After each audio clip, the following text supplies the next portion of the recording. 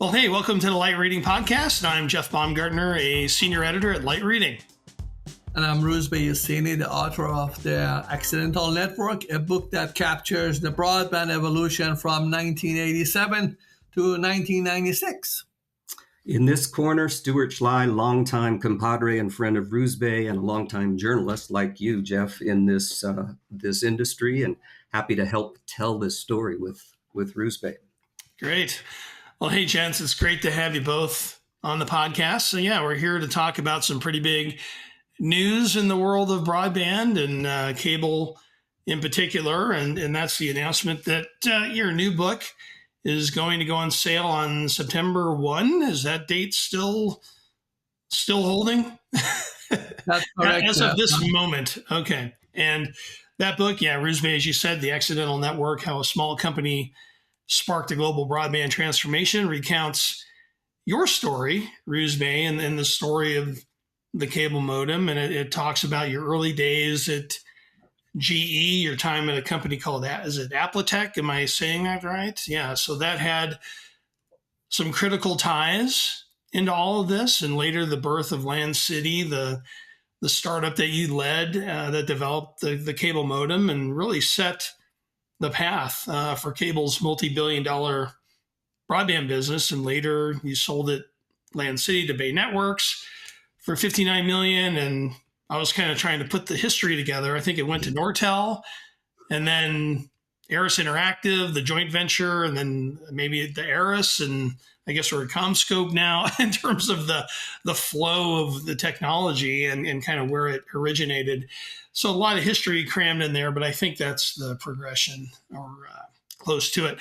And I think it's a pretty amazing story. I had a chance to read a manuscript about, I don't know, it was probably over a year ago, I think. And I learned a lot about those early startup days and the challenges that you had and your team had that you had to overcome. And Rouzbeh, you and I didn't really meet until well after the LANcity days. I mean, we were talking more like during your days at Cable Labs and when you were running the certification program there.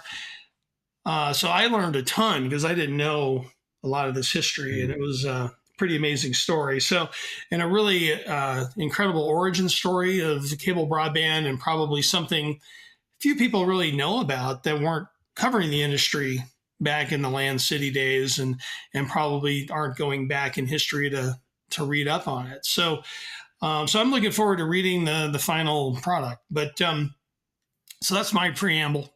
So congrats on getting this amazing project done. So, you know, I have quite a few questions, talk about the book and some other things related, but let's talk big picture, talk about the origins of the new book. You know, and you both can feel free to chime in, but I mean, why is now the right time to write this book, have this out there, and how long have you been wanting to do this? Let me take, Rouzbeh, the second one first. Rouzbeh and I have been collaborating on trying to tell this story for over 3 years, believe it or not. And it's a rich history that involves a lot of moving parts and a lot of people and a lot of dynamics. And we've tried to, you just defined it really well, Jeff. This book juxtaposes two stories. One is this, I think, incredible industrial transformation that took place, an amazing pivot. As you know, cable television originated in the late 1940s and for decades was a very successful enterprise and infrastructure for delivering television channels, right? No one had you and I talked 20 years ago, and I told you this would be the predominant means of distributing fast data connectivity across the U.S. and in many advanced countries. You're like, what are you talking about, Stewart? You know, so there's this story of industrial transformation that I think is captivating and fascinating in its own right. But I also believe all great stories are people stories.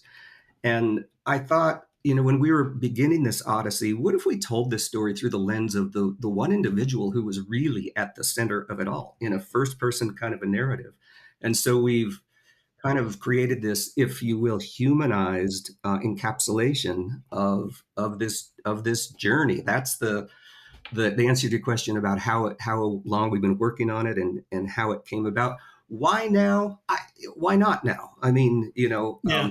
it's Well, it very, hasn't been told really, and I that's think, exactly right. yeah, because I think Yeah. about it, like the CED Magazine where I worked at years ago, I think had Rouzbeh, you were the man of the year. And I think, it touched on probably pieces of the history, and probably little pieces were in publications like Multi-Channel News and Cablevision and Cable World, and, some of the trades, like in little bits and pieces. And I think this is like the first time where you have a comprehensive Right. view and a history of this. Otherwise you're kind of getting a little piece here, a little piece there. Hey, Rouzbeh did this great thing, but how did he do it? And with the people he worked with. Yeah. Jeff, there are 3 seminal works, Mm. published books that we've referred to an awful lot, and I want to Yeah. call them out because they're quite well done. One is the kind of the Bible of it all is Patrick Parsons, an academic and professor from Pennsylvania who wrote Blue Skies, The History of Cable Television. My former mentor and boss, Tom Southwick, wrote a book called Yeah. Distant Signals, which traced the evolution of cable. That's and great. then Mark, Yeah. our friend Mark Robichaux's brilliant book about John Malone, Cable Cowboy. And a All new of one. these- There's Yeah, a new and one. a new We're one. talking And about this is books. He's got a new one coming. Yeah. The connective tissue between those 3, though, is they all stop right on the cusp of the transformation I was talking about. So it's really, these are stories about cable's video heritage, and when they were published, we were just beginning to say words like modem and broadband. And so I think Rouzbeh's ability to tell this story and to advance the story, it has not been written, and here it is. So, Ruz, why did we do this? What brought us to this point? Good question, Jeff and Stewart. You brought the human side of this story. So let's build on that. When we started the idea of the cable modem, the venture capitalists were dead against it. The MSO executive were dead against it. Why though? Because the venture capitalists never thought the cable industry would never, ever be able to deliver data in their lifetime. Therefore, Okay. So just a strict disbelief without understanding. It was they just had a bias like, we ain't doing that. Absolutely. Well, rightfully so too. The venture capitalists focus on 3 to 5 years evolution. It couldn't see that. And the executive of cable industry were so focused with the video delivery, and the video was the bread and butter. They had to make sure they can get the upgrading of the cable plans done, and the video was a doorway for them to do that. So that's one side of the story. And the other side of the story is that there was this group of engineers that believed in that technology could actually make it to work. We can put the data over cable, existing infrastructures, and you can reach to everybody who already has that cable TV in their homes and their offices to be interconnected, because the corporate America was connected. Why not over the cable? So this become to be the human side of the development of the broadband, where engineers' belief, engineers' technology, maths, and the physics comes together. Took time, took about 6 years, but we were able to actually deliver a technology and a solution that was scalable in a level that you can see today in 2024 with the gigabit connectivity to the people's home. So the human side of the technology was really very important. That's why the book was written. The book was written to touch where the group of engineers who believe in technology, believe in the math, believe in the physics, believe in the cable infrastructure can bring the idea and vision together to make an infrastructure works and be able to be high-speed data. And on the other side, you could see where the humanity will take advantage of a broadband that was given to them, as we saw during the COVID in 2020, was a remarkable information grid to everybody's home, where we could run the economy, we could run the people's personal life, we could run the grandma talking with grandchildren, we could run the healthcare. So the reason I wanted to write the book, thanks to Stewart, because he's the one who pushed me to bring the story up front back in October 2022, it was really connect the 2 aspects of the humanity that used the broadband and the humanity that who created the broadband. And the bridge between them is nothing than the cable modem and evolution of cable modem. Interesting. And Stewart, I want to ask you a quick question, right, about your role in this. You're Rouzbeh's co-pilot, I guess you could say, right, on this book. So, but you have a history, right? You worked with him on the Planet Broadband book a few years ago, and And you've been, like you said, you've been covering the industry longer than I have. And, I can only dream of being as gifted a writer as you are. But yeah, so do you agree? Did you push Rouzbeh to get this project going? Because you probably knew he wanted to do it. It was just, okay, how do you get the train moving? Yeah. Yeah, I think, Rouzbeh is an engineer and has a absolutely mousetrap sort of memory. So as a subject to help, with an authorized biography or a memoir, he's the perfect subject for it. But I also knew him. Rouzbeh was one of those guys for 20 years or so, and this is not a typical thing. I would be at a trade show and here's this guy scuttling across the hall, who knows everybody, who can speed dial, Robert Metcalf and John Chambers and John Malone. And he would always make a beeline for me. He was a Stewart, how are you doing? And I so appreciated that. And I thought, this guy, there's something there that is, off the beaten path a little bit. Mm-hmm. And I just kind of knew that there would be a fascinating story to tell if two things: he would let me tell it, or let me help him tell it, and two, if we could find a path to publication. The publishing industry is quite a labyrinth, but I'd been traveling to and fro in this industry and covering it since the early '80s with a publication called Multi-Channel News in Los Angeles. Hey, I was there one time too. Tell you, Jeff, you know this better than I. If you're a trade journalist, you don't just see the grand epic events that make a difference in an industry. You see the minutia stuff with a sort of a front row seat. And we tried to bring some of that visibility and awareness to the story. Yeah. And like I said, I read the manuscript a while back when it was still in process. I learned a ton, from that, even though, I did have some of the minutia, but I didn't know anything about, that the period before I eventually started writing about the industry. And again, the origins were really interesting. And I want to talk a little bit about the title, the accidental network. Now, explain what accidental means in the context described in the book, right? We went through a lot of permutations and ideas for titles. That one stuck. I think it speaks to the absence of intentionality, sort of some happy, fortuitous coincidences that drove, as I've talked about earlier, this industrial transformation, and almost a sense of not predestined, but we use this term, the perfect storm. A lot of things came together that no one had ordained. No one had, written a 5-year, 10-year plan to put on paper. Mm-hmm. And it's a bit of, there's a great book about the Truman presidency called Harry S. Truman, The Accidental President. And of course, history and fate thrusts people and organizations and entire civilizations into these odd, unexpected confluences. I think that's what the accidental part refers to. Okay. Rouzbeh, anything to add to that? Yeah. Yeah, and look at it another way. Entrepreneurs like to tell you, we have the vision to make the globe better for everybody else. And here is our 20 years, 10 years plan and how everything we have envisioned came together. In this specific case, at least for case of a broadband, it really didn't go that way. Nobody could have tell you how powerful the broadband could be to humanity, to planet Earth, to corporate America. As you know, by 2022, Comcast had made more money from the data delivery than the video delivery. So none of those had a blueprint. But we did have, which happened all accidentally, let's get the cable modem that's robust and the technology that's bulletproof, check mark. Let's get our residential cable plan that works, check mark. Let's get the cable industry to bless it and actually believe they can deliver the technology by training them, check mark. Let's get the business plans around the technology in a way that we push higher speed and more functionality, check mark. All of a sudden, every naysayer that I had in 1987, 1988, 1989, they became to be supporters and a strong believer of the technology. All that happened accidentally. None of those was by plan. Mm-hmm. And as a result, we wanted to make sure the cable modem, which is the hero of the book, to take the really recognition that there was not a big blueprint for success.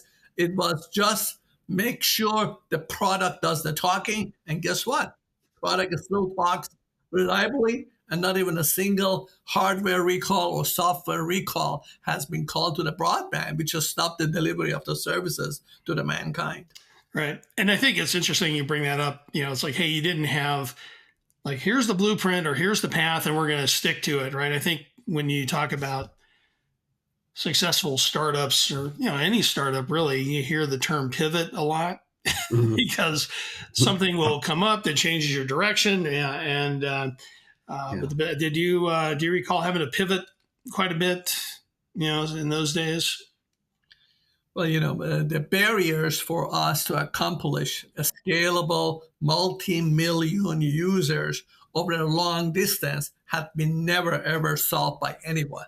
We were working against speed of light. We were working against delays that exist in the cable infrastructure. We were existing the cost parameters that has not even been designed yet, the silicon that could not even develop.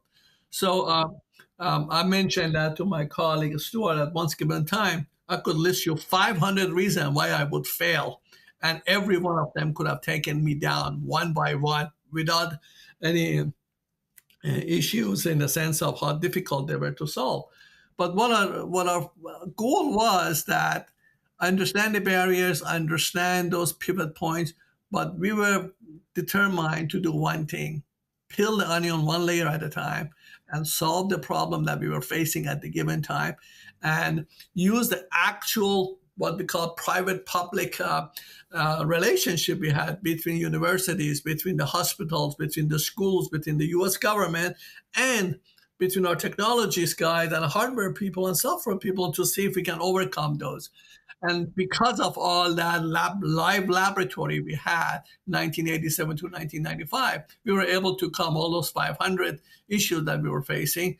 And the success is that the foundation of our technology, in conjunction with the 3Com, Broadcom, and GI, become to be the major DNA of the DOCSIS to go forward. So we really built a foundation that was transformable and transferred to a standardization that is, still works in this DOCSIS format. And as an engineer in me and as an entrepreneur in me, it tells me is that, yes, we did have all those pivot moments, but what we did, we tried to overcome them in a costly manner, timely manner, and a functionality manner that the product did the talking, not the PowerPoint presentation. Mm-hmm. Great. Well, let's talk a little bit more about the origins too, right? The, maybe, I don't know if like the eureka moment was there, but in the book, you talk about this small town in Massachusetts called Stowe, which I guess in some ways held the keys to unlock the broadband revolution, and maybe for a welcome change, we weren't talking about it being in Silicon Valley. So explain that part, or how did that, what was the role of Stowe in your story? I'm going to tag team with Stewart on this one. So if you look at the blueprints of the broadband and the cable modem development, Massachusetts and New England has a big role to play. We had town of Andover where my engineers were working and doing the development. We had town of Stowe where the residential cable guys at that time by Neshoba Cable helped us to actually get access to the cable plant. We had Digital Equipment Corporation who was living in town of Maynard, town of Stowe, that they actually had the heavy user workstation. We had actually Cablevision downtown Boston, which in 1990 allowed us to use their iNet to be able to do the thing. So what it was, for a small company like ours, we didn't have enough money to be able to do all the sophisticated real-time scalable testing. But what we did have, a lot of good friends, a lot of good relationship with the cable industry, as well as the corporate America, as well as government, where we are using the real live cable TV system to really do what it takes to prove that all those irregularities that cable system has, all those issues that you can face in the operation of data over cable can be overcome in a big real life laboratory before we go commercial. To that end, I'll let Stewart explain to you what did we actually accomplish in Stowe in a number of the times. I thought of Stowe, a tranquil New England town, as a real reality check because there was a difference between sending high-speed data streams over these pristine, carefully tended, dedicated cable networks that Rouzbeh and his team started out with. They didn't have contention for video channels. They had clean, beautifully amplified and equalized two-way transmission. So now these guys set foot into Stowe with a very small cable system called Neshoba Valley Cable TV. Who owns them now? It went to Cablevision and into Altice, so it's now Altice has it. Okay. Who knows where it'll end up? But they're trying to connect two houses 2 miles apart over a residential cable system for the first time in Stowe, and it fails. It doesn't work. And these guys are a little bit perplexed. This architecture works. We know it works. It works in campus environments. It works in medical environments. It works at a big military logistics facility in Iowa. Why isn't it working here? It was a brush up against the realities and, quite honestly, the imperfections of real world residential cable. And I believe that, I call it a failure. Rouzbeh would characterize it otherwise. I think that was really important to begin this journey to understand we have a lot of work to do to tame this plant, to make these networks actually able to conduct two-way dialogue over distance. And so in some ways, I can't resist being a writer. I call Stowe, maybe one of the unheralded birthplaces of the information revolution is this little town in Massachusetts. Well, maybe they have to have a sign. When you enter the town, it's like, hey, this is where, in a way, broadband was born. The birthplace of broadband, Stowe, Massachusetts. Yeah, it went on to serve as a test bed for later iterations of Rouzbeh's technology. So it does play an important role in this story. Okay, well, good. And I was reading through. I remember there were great achievements, and then it's like kind of a roller coaster, right? The ups and downs of the process, and like you said, you didn't have a blueprint. You had to pivot. You had to change. But I think of a startup, that you go through. You got to deal with. You talked about funding. You talked about interest from the executives in the cable industry, eventual adoption. Right, these are all hurdles in a sense. Like when you were looking at all that, when did the most doubt kind of creep into your mind, when it's like, oh, I don't know if this is going to work. I'm sure it came up multiple times, but is there one that came up that was like one of the biggest hurdles you encountered during those days? Or what would you classify as the biggest hurdle you had to overcome? So you can actually look at maybe 3 of them that they're really what I call either one of them could kill the entire broadband and evolution that we had in our hands. So let's go with the reverse. When we had everything up and done, ready to go, we had this phone company who wanted to come and buy our company, and from the blue, and said, wait a minute, why would a phone company be interested to this type of technology? What do they want to do with it? And by the way, do you even know how this stuff works? And light bulb went up that all they wanted to do really buy the technology and kill the technology because they didn't want the cable industry have access to that. So that's a point. Trying to kill it in the cradle kind of thing? Yeah. Exactly. Why not? Yeah. So prior to that, before we go to a major development of our silicon and push our silicon to be fabricated, we find out an issue, thanks to Stowe, that we had to really come up with some very expensive digital signal processing / at that time, we didn't know the word AI, artificial intelligence, but was actually all built in order to overcome all the aberration that a cable plant can throw at you on the residential side. If we would have not found that and would have gone to the silicon development, we would have received a silicon that would not work, and we would have had a major delay in our technology. So that could have been a point in that. And then earlier than that, the idea was that we wanted to prove the reliability of the high-speed data over residential cables. We had this gentleman, and that was our brain power behind RF technology, and to prove the QPSK could actually adhere to work in a harsh environment, to a dirty environment of the return channel, and be able to do all the other works that has to get done.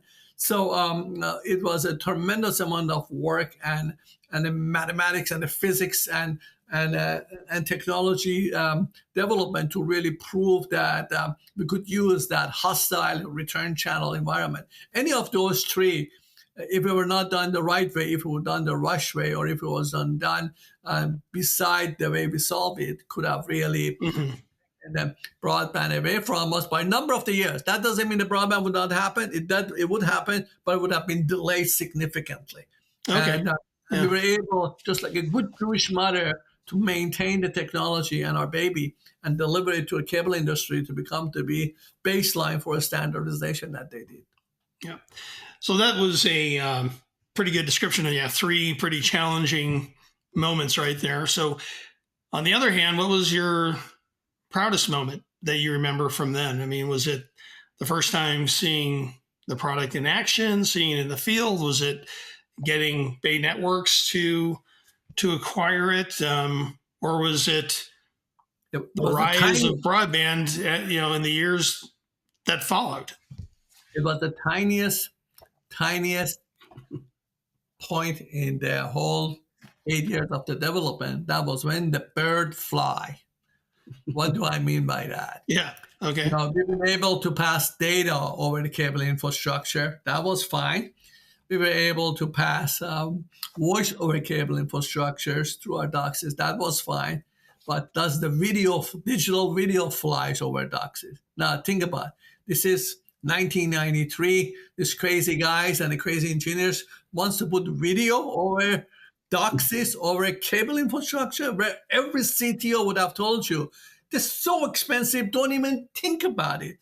By now, today, the entire platform of the voice data video goes over DOCSIS now, of course. So the time that we were able to watch that bird flies, that is space shuttle take off, but less than 30 seconds, that was the moment where put a stamp of approval that this technology is scalable and works for voice data video. Everything can be digitized and goes over DOCSIS, the data quality network, including DOCSIS, and bingo. Wow. Today, you can see it worldwide. People don't even know how the streaming works, but it's all come through the DOCSIS platform that was baseline with the LANcity cable modem. Well, you think about it, like if you fast forward to today, a lot of, not a lot, but there's a process going on where like cable operators are trying to shut down the QAM video infrastructure because they want to go to like an all IP platform and including all the video. And it's funny when you bring up the idea of video and running it over DOCSIS. The first time I got a cable modem, I didn't even there was no Wi-Fi router attached to it yet. And I'm like, there weren't many sources of video, like quality video, but there was a company for a while called Entertainment. And I think Microsoft was an investor, if I'm thinking right.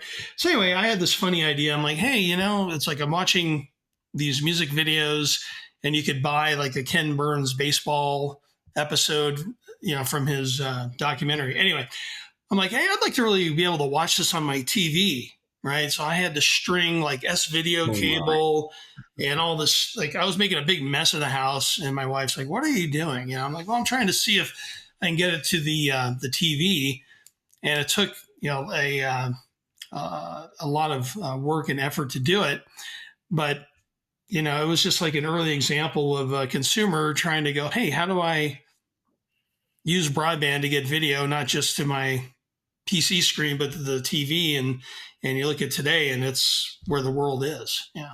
So interesting. And then the other thing I was kind of thinking about when the book, and then you had a prior book called Planet Broadband, right? And you were talking about the ubiquitous availability of broadband kind of being your vision and how it could impact humanity. So where we are today, how does that vision come together for all the good, bad, and ugly you think about with broadband? I think on the ugly side, I think about the scourge of disinformation that's out there today. But yeah, as you kind of put it all together, has it kind of fit with your vision, or there's still some gaps there? And actually, this is a very good segue. When we were developing cable modem, the question was, why would anybody need data over their home? What would they want to do with it? So we say, work at home. What would anybody wants to work from home? Those were 1991, 1992 barriers that we had to escape. A, I can put data over cable. B, there is an application and services that needed. So Planet Broadband really brought 80 plus different services and application, telling people these are the example of services. At that time, people were laughing because they really said, why would anybody really sit home and do the health scares or educational stuff or work over for the company? In fact, we made a little cartoon that was showing Superman coming into the people's home, connecting them to the broadband modem that be able to send a report to the office, So take that pictures and now fast forward 2020, 2021, 2022, you'll see the number of the services and applications are limitless that works over this type of technology. And the word infinity that our friend Comcast is using is a perfect example of where we used to say triple play, and from triple play we came to the infinity number of the plays, all in the same pipeline that was enabled to residential cable to go across. So did the services that we outlined in Planet Broadband came through? Yeah, that was actually a very nice headway to be able to put a target for what the services could be. But today's, you are limitless. The services and applications are limitless. Broadband is delivered in 6 different ways. You no longer even know if it's a residential cable TV, is a fiber, if it's a satellite or whatever. But the services is all defined. In fact, if you ask a 25 years old kid to say, how's your streaming works, he or she wouldn't even know the name of the cable modem or remember the cable modem, but they do recall all the services they perform over it. And that's all the identity of the successful transformation that we did to the cable industry. Yeah, it's a function. Yeah, interesting. There's a lovely, Jeff, a lovely quote from Michael Powell, who, the former FCC chairman and former president of the Internet and TV Association. He talks about the invention of the cable modem unleashed a torrent of innovation and gave rise to the information age. And I think in hindsight, our tendency is to say, of course it did. We take it for granted. But yeah, it happened by dint of perseverance and grit and entrepreneurial commitment. The backdrop to a lot of this, and I think it's worth stating, is Rouzbeh's company was 14 people and a team of advisors. It was a very small company with no outside funding, save for some temporary help from Digital Equipment Corporation. So the kind of I don't even want to call it rags to riches, because the riches could have been a lot greater than they were. But bootstrapping this vision is at the heart, I think, of what this story is, Rouzbeh's story, and what this book is about. Yeah, because this is well before the days of all these series investments, and it's like it was a different day, when that you were able to get that done, like you said, right. Basically bootstrapping it. Yeah. Rouzbeh's Series A was not paying himself a paycheck. That was Series A for this company, and occasionally other people in the company too. So yeah, interesting.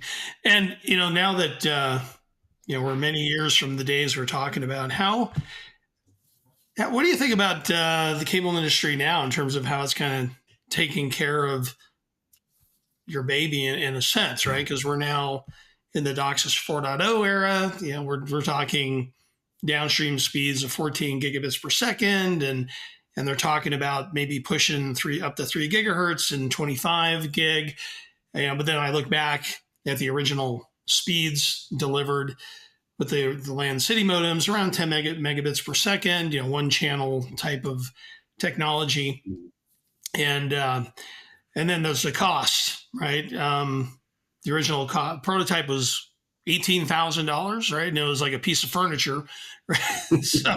But you got the size and the cost down pretty rapidly. But you look at today, 3.1 devices are 150 to 250. So, as you kind of reflect, from the, you help with the jumping off point and obviously a little bit further, but how do you think the cable industry did to kind of keep the momentum going, I guess?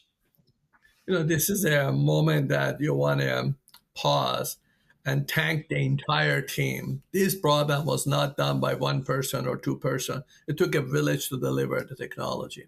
And I give you a couple pointers that we are proudly. Go back in 1997 time frame, or for that matter, 1990, there wasn't a single software engineers in Philadelphia or Boston or Atlanta or Denver that was working for cable industry. Now you walk to those cities, you see the buildings made of 50, 60, 70 story, which is full of software engineers. What does that tell you? Big check mark and congratulations to cable industry for transforming the physical cable to a software-based services that is above and beyond anybody else imagined. So that's a success. You look at the performance, 1,000 times faster from the day that you were mentioning on LANcity 10 megabits to where we are sitting here in the cornerstone of delivering 14 gigabits to the people's home. Even National Science Foundation didn't have that type of a speed back in the time they started the broadband. So 1,000 times faster, 95% cheaper is the result of the entire team that works together. That's a huge check mark for the industry and executions that was done. Then you go one step further on this one. Think about the connectivity. We hardly have, you will tell, 1 billion people over the globe being connected to infrastructures that had zero data. And if you would have gone in the front of the bankers or the CEOs or in that manner, analysts to say, I'm going to build a network that 1 billion people could have access through it, they'll say, you're smoking dope, buddy. This is just But guess what? Check mark, check mark, check mark. The cable industry proudly is more software oriented right now than ever. The product, speed of the product and cost of the product speak for itself. And thanks God, Wall Street making significant money out of all the new baby companies that Silicon Valley and all around the world are created that use that infrastructure to do all the other things that nobody would have ever imagined that. Just think about, without the broadband, how would the YouTube and Netflix of the lookalike and the healthcare would have worked? Think about how the work would be done during the COVID era. And think about the U.S. governments, how they would have operated all these facilities that they had without this. So it's a remarkable achievement. The only sad part is we never gave the broadband its crown that it really deserved to get. The broadband has done a significant transformation in the GDP and the growth of our economy, and it really needs to be recognized for that. And nobody has done that. Hopefully, the power of your pen will give a credit to the broadband. Yeah. Well, you think about what it's kind of created. You mentioned Netflix, and you look at the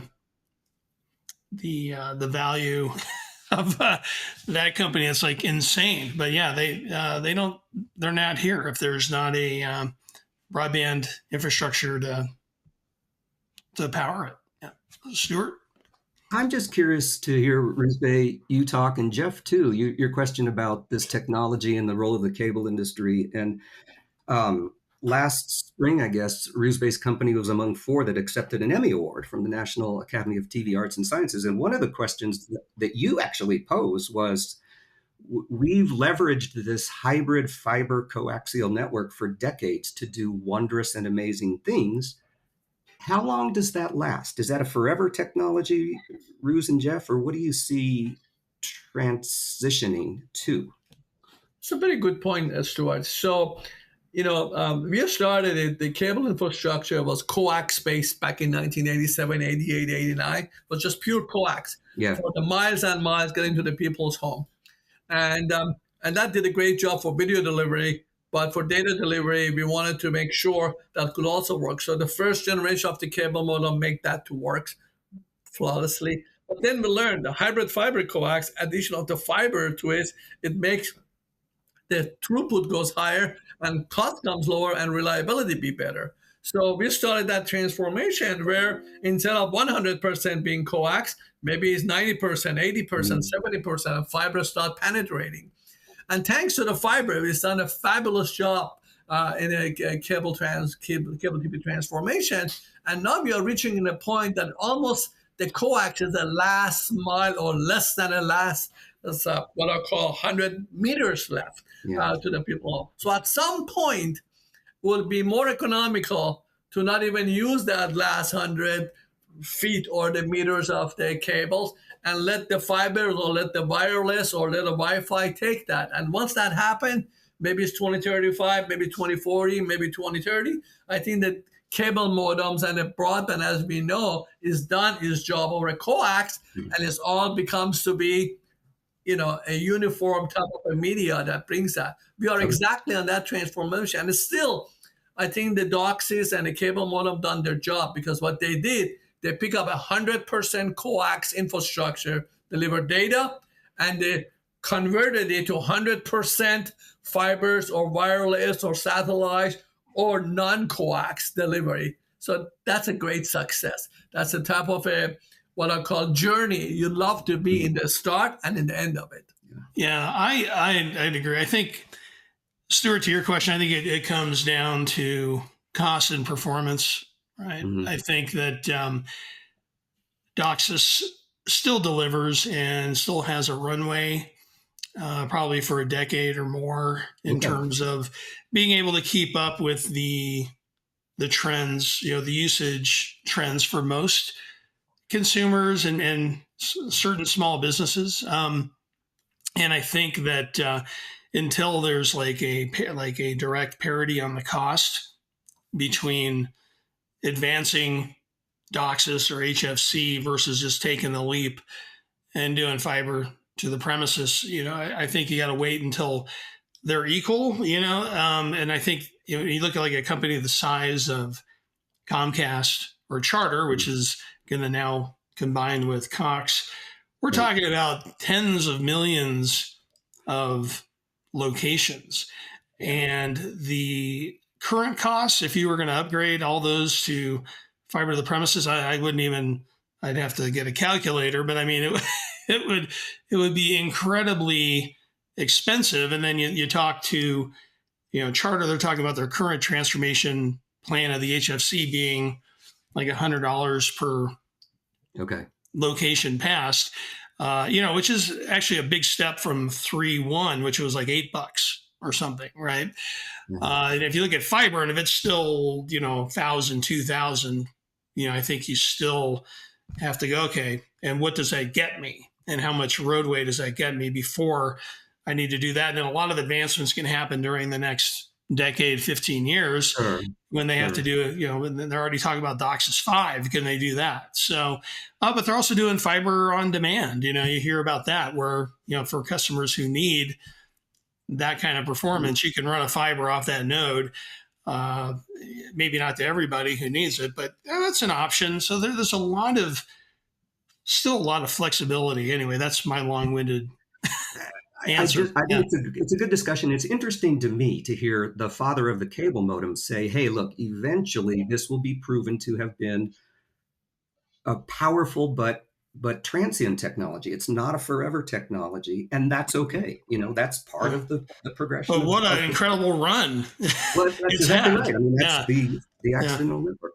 Yeah. So, well, if you bring up father of the cable modem, right, and that's one thing I wanted to bring up, right, because in the book, you talk about this moniker, right, that's been used a lot, Rouzbeh, during your life and your career, that you're the father of the cable modem. And I use it all the time, right? I've used it for 25 years. And I also, I don't know if I chuckled one time. There was a report, you had spoken at one of our events, and somebody had referred to you as the godfather of the cable modem, which, kind of gave you that like mafia vibe, which it's kind of, I just kind of laughed. But, but if my memory is right, and, I in the book, and you can correct me if I'm wrong, the late Roger Brown, my former mentor, was the former editor of CED Magazine, and he used that nickname for the Man of the Year feature story, and that's kind of stuck, right? And I think you addressed it in your book a little bit, right? I think it's a label that I think you've accepted reluctantly, right? Because it's not just about one person; it's about a lot of people, and maybe that's like too braggy and so forth. But anyway, it comes up in the book. So where are you now on the label? Have you accepted it? And it's like, okay, we've been doing this for 27 years, let's just accept it. Right. Yeah. Sometimes you have to accept what the great people like Roger Braun and others have done for our industries and mark things in there. Thanks to him, really, his power of the pen put a huge recognition on broadband connectivity. I remember between Leslie Ellis and Roger Braun, I used to go and talk with them, and the power of the pen was really done magnificent job early to really bring the value of the cable modems and the broadband to everybody.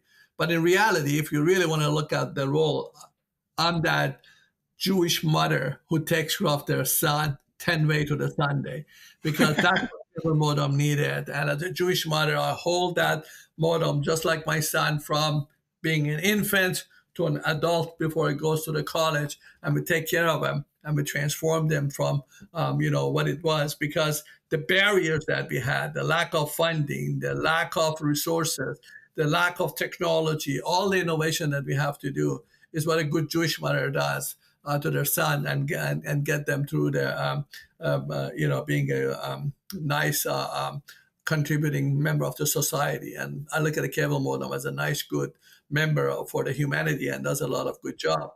But regardless of the titles, this was a team effort. This was something that entire industry came together proudly to be able to do. The CTOs, the COOs, the VP of engineering, the engineers in the head ends, the developers, the software guys, the writers, everybody came together, put their minds together. Let's just make this thing work. At one given point, I had 450 plus visiting engineers around the globe to come to the cable lab and help us and assist us with the interoperability and the certification process and make all that happen. So it's really, again, as I said, broadband deserves to get a crown, and we have delivered it to the industry. Is proudly gone to the college and ready to, quote unquote, have the children of his own right now. So in the end of the day, this is a story of the success for everybody, for those who created it, for those who are using it, and for those who are making money out of it. Well, I think a really just thinking of it now, like a very illustrative point that, hey, you want to share the spotlight with what was developed, and Stewart, you were involved in this, right? And that was I don't remember how many years ago it was, but cable TV pioneers, right? There was a whole list of people who were recognized as pioneers, related to DOCSIS. And I think that was a humongous gesture, more than a gesture, I think. And I think that kind of answers, yes, okay, you're known as the father of the cable modem, but you're not, you understand how many more, there was a lot of people involved in this. That was there 2019 when Dave Fellow and I sponsors a number of the data peoples to come to Pioneer Group, because by that time, the Pioneer cables really was mainly coax, amplifier, and so on. So David Fellows and I felt that was necessary to really give a jump start for the high-speed data software people to be part of Pioneers Group. And thanks to Pioneers Club, by 2019, we were able to initiate that. And Stewart did a nice speech on that time to really put everybody's in the stage of the achievement that they have. You remember that, Stewart, right? Oh, I remember well. It was an honor to be up there and just talk about, I wouldn't say this hidden, but this behind the scenes contingent of, I don't know how many people you had. You acknowledge them in the book, a long list of teammates, if you will, that brought this DOCSIS dream to life, for sure. Yeah. Yeah. And then just a couple more things. And one is, there was a interesting moment in the book where you point out that your team wasn't trying to perform, quote unquote, dark magic, but you were adhering to first principles of physics and mathematics, despite a tremendous amount of challenges that you were facing. So, yeah, how did that reliance kind of propel your efforts, I guess? sometimes we always say it takes 9 months to have a baby, and the reason for that is that you have to really make sure what you're trying to do is actually can be achieved, can be produced, can be manufactured, and can perform reliably over the tolerances of the parts that you're using. So it wasn't magical. It was something that you have to take your time and apply the principle of good engineering and apply rigid guidelines. We had a beautiful and strong, powerful individual who had deep knowledge of the core technology, and some of those will take significant time, like Andy Borsa, a gentleman that should be really a key cornerstones of the delivery of the broadband. He had to do the artwork by himself because of the depths of the knowledge that he had, and in order to make the first ever RF technology to work over the top of environments that we had on residential cable. Hardly anybody knows Andy. Hardly anybody knows who Andy Borsa was, but this would give a recognition to people like Andy and Paul Nikolic and Chris Grubetsky and Jerry White and John Ohm, because these were the guys who were in that corner of the room with me, working side by side, making the type of things to work, which was above black magic. But then we had people like Nick Signori and Les Bordens, and that had to deliver in the field to make sure, bring the good feedback rightly at the same time, and be able to get this whole system put together. Again, as excellent teamwork by sometimes you get lucky in your life and get opportunity to work with as many good people and the right time as well. I have to tell you, if I wanted to develop cable modem today and there was nothing behind it, it would have been practically impossible, to be able to accomplish what we have accomplished then. Yeah. And you make your luck too. That's true, right? Jeff, real quick, dark magic, no, but besides physics and mathematics, there was, I think, a sense of faith and almost spirituality to this. And it's not my words. It's a gentleman, John Ohm, talks about this in the book. And he's like, it was like I was fated to be here at this moment to do this design. And I think, without getting pedantic or too touchy-feely, there was a vision that people really grabbed onto that helped get through the tough nights. And there were a lot of tough nights in this odyssey. Interesting. Yeah. Now there's, another area I wanted to kind of touch on here toward the end is some of the geopolitics that you describe in the book. I thought was kind of interesting to me. And it was in the manuscript, so I'm assuming it's in the final book. But, they talk about, you were born in Iran, you grew up in Tehran. And today, of course, we know that the relations between the U.S. and Iran are not good. They really haven't been for decades. And I think you get into a little bit of the challenges you faced coming into the U.S. and being an immigrant and in school and so on. But you've also avoided visiting your country of origin. Now, am I wrong to say that you think you'd be in danger if you went back there? I thought there was something in the book about that you'd be kind of fearful if you had to go back. And so, if you recall, in 1979, unfortunately, at that time, President Jimmy Carter put ideologic terrorist organization in charge of Iran, which is the creation of Islamic Republic at that time. Let's not talk about why he did that. Let's put that aside. Prior to that, Iran has 5,000 years of civilization and contribution to the world as a global citizen. The number of the scientists and the number of the people in our country have done tremendous for the world.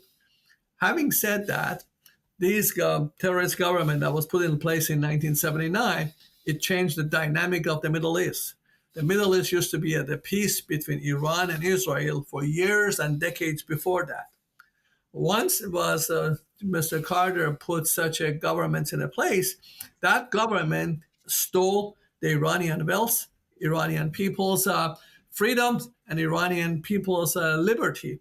As a result, that atmosphere has converted the beautiful land of the 5,000 years of civilization to the situation that we have today, where 70,000 people, hardcore, hardline, fanatic leaders run the governments and run the country. And unfortunately, for majority in the West, instead of saying the government is the cause of the problem, they keep using the word Iran. Iranian people love the United States. In fact, there are two countries in the Middle East who love U.S. more than they even American love U.S. That's Israel and Iran. However, when you put a bad government on top of Iranian peoples, and that bad government does all the bad things that we have seen in the last 46 years done in the world, it really set the bad image. So what does this government does? One of the things they like to do is for people like me and others who have contributed to the world, if we go over there, they like to take us as a hostage and trade us for their money. It's called bribery and blackmailing. That's what they do. And they've done that for a number of the people. If you go to the history in the last 47 years, you can see that's the one way they make extra money for themselves. So that government need to be replaced, and Iran need to be given back to the people of Iran as it used to be. And I'm hoping for that. I'm sure one day before my day's over and I fly and I'm gone, I'll be able to see the motherlands. But United States is my country, and Iran is my heritage. Yeah. When was the last time you were there? 1977, right 3 days before Elvis Presley passed away. When I arrived in this country, Elvis passed away. And I was wondering why everybody so much. Who is Elvis? I had no idea who Elvis was. Like, why do we care about this guy? Book. Yeah. That's not in the book, and it should be. Anyway, great answer. Great answer. All right, we got. See, there you go. You can add that as an addendum, maybe down the road. Second edition. Yeah. All right. Good. Well, hey, last thing. Now you've got the book. It's on pre-sale now. It's going to be available very soon. But what's next for you? What